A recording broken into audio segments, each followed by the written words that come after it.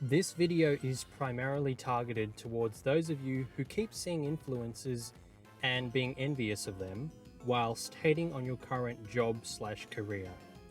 I'm going to briefly explain a major reason why you're better off just sticking the course and keeping your job/career as opposed to trying to become an influencer, and that reason being stability/longevity.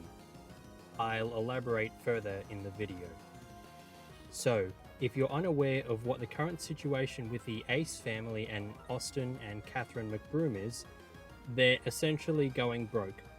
They made their fame and money based on being influencers. Long story short, they made a bad financial decision on a home purchase. They overestimated the revenue they'd receive on a business decision, which was a boxing match with other influencers, and overpromised the financial payout they would give to their business partners, such as the fighters and investors. There are a few other much better quality videos from much bigger and better YouTube channels, such as Spencer Cornelia and SunnyV2, that have done in-depth videos on this. I'm not going to make a video outlining it, as I'd add nothing new to the table, and they did a much better job than I ever could. But the purpose of this video is for me to share my 2 cents on the life of an influencer/business owner versus the life of a general full-time employee, or as some people call it, a competitor in the rat race. So, one of the details in the saga is that they financed the entire $9.5 million house they bought, meaning they used a loan to pay for the whole thing instead of using their own money. The details indicate that at the time they could afford this, but the key term here is at the time. The main problem with the income of being an influencer, and to a lesser extent a business owner, is the income is inconsistent and not guaranteed compared to a normal job where you know you're getting the pay slip each week/fortnight/month. Well, providing your company doesn't just go bankrupt out of nowhere and for some reason can't afford to pay out what you're owed.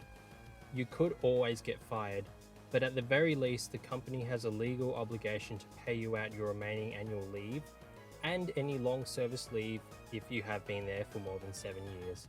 But more than likely, your income is more secure and safe in a full-time job, as opposed to being a business owner/influencer. Even if you lose your current full-time job, you still have the skills acquired from that job that can be transferred into other jobs, providing your profession isn't too niche and specific and is actually in demand in the current economy. Example, as an accountant, God forbid I lose my current job. Well, there's heaps of other accountant jobs out there, so in the long run, I'd be fine. Whereas if I was using myself as a brand, as an influencer, once people inevitably get bored of my content, there isn't much I can do to regenerate my old income stream. You could always try and rebrand yourself, but once people know you for a certain trait, it's very hard to rebrand yourself. So, for those of you who look at influencers and think, damn, I wish I had their life, their nice house, flashy cars, fame, whatever it is you admire about them, remember that often it's just a facade, and once their 15 minutes of fame is over, they usually won't be able to sustain that level of income. Also note that being an influencer comes under the entertainment industry, probably the most short-lived industry there is. Very few people have long-term success in the entertainment industry. I myself know heaps of other YouTube channels that I used to watch back in 2017. Now I couldn't even tell you what they're up to now. They've fallen into obscurity for me. Now, of course, they could always generate new followers and new people who haven't seen them before. But the market is super saturated. You've got a lot of competition, and every new year there's a new hotshot on the block. Play the long game. Don't quit your job or studies to make an attempt at becoming an online personality. You're more likely to meet your definition of success and hold that level of success by working hard on your career as opposed to sacrificing everything just for 15 minutes of fame. My opinion is to do both. Keep your job/career and work on something on the side in your spare time. I've kept my face out of these videos, as in the extremely rare outcome that this channel actually blows up. I'd rather live the double life as opposed to working with my co-workers and then them going home to watch a video with my face on it later that night, or being stopped by customers at either job asking if I'm the guy who does the YouTube videos for whatever my channel name is here. I have no intention of becoming an influencer, hence my face isn't shown. I'm making videos that I believe my younger self would have needed to see, and hopefully it helps you guys out there too. And from there, perhaps I can leverage the platform to start a business on the side if all goes well. But until then, I wouldn't dare quit my job/jobs or quit my studies to try and make this a thing. I'll work on it when I can, I'll let it grow organically, and I'll see how this project pans out from there. Another thing I'd like to mention is How Money Works has recently done a fantastic video on the problem with the financial industry, and more specifically banks.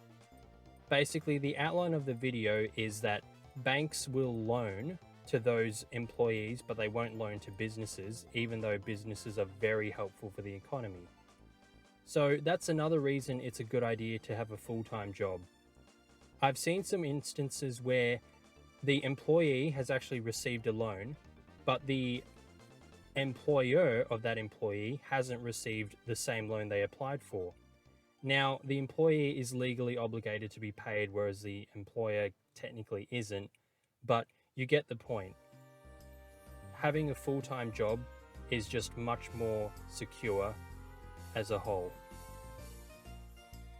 Furthermore, the loans you can receive from the bank can be used for obviously things such as an investment property, and that in turn can become a side hustle in itself.